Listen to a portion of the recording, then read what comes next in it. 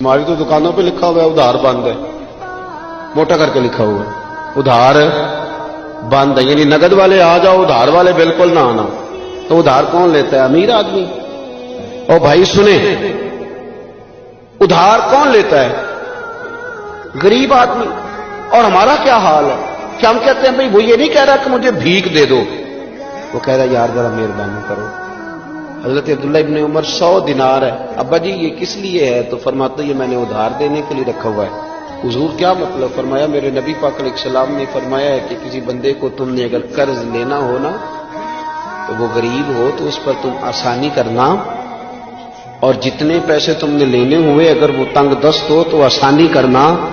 فرمایا جتنے پیسے تم نے لینے ہوئے، جتنے دن گزر گئے، اللہ روزانہ اتنے پیسے صدقہ کرنے کا تمہیں ثواب عطا فرمائے گا۔ تو میں نے یہ غریبوں کی مدد کے لیے رکھے ہوئے ہیں۔ کوئی غریب لے جاتا ہے اپنا کام چلا لیتا ہے، پھر وہ واپس کر دیتا ہے تو میں کسی نئے کو دے دیتا ہوں، تو اپنا کام چلا لیتا ہے۔